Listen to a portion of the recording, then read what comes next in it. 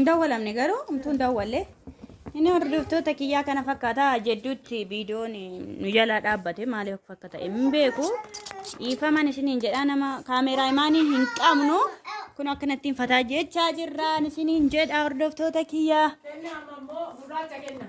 gurraacha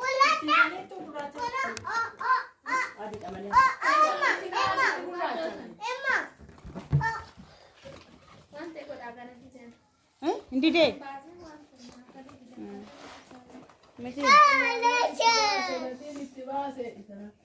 kiu jechuun ammanum akkuma kiu jechuun arra galgala ka kiu jechuun kiu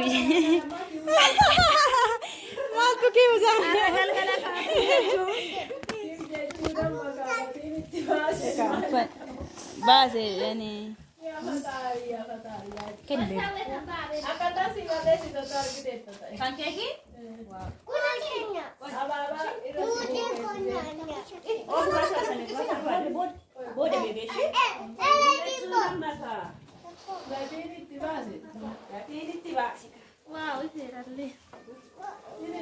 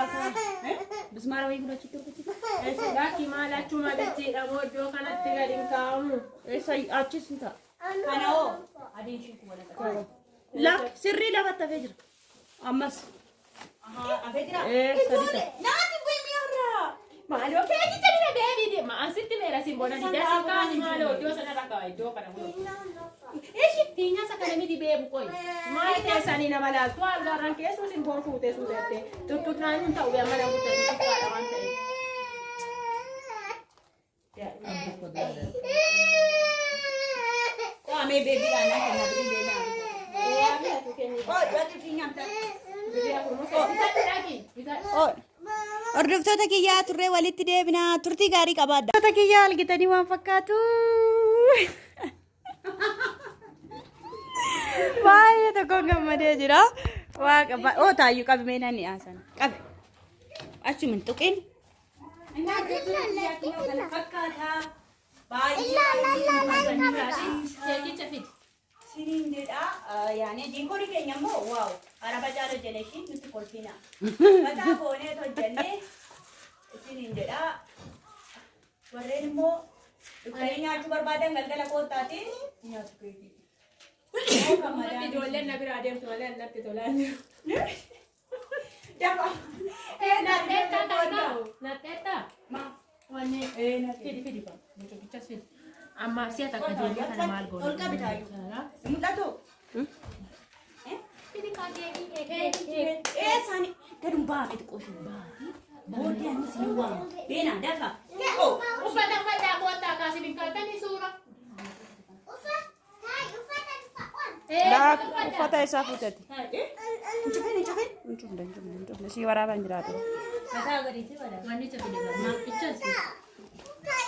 Waaqa amma waraaban arrasa. Welcome asii kaatanii. Keekichi tuqanii.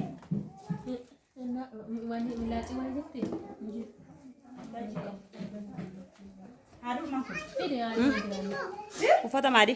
Taagad. Taayi. Nama wayii irra fakkaatee jira. Nama wayii isaan kana? Nama wayii irra.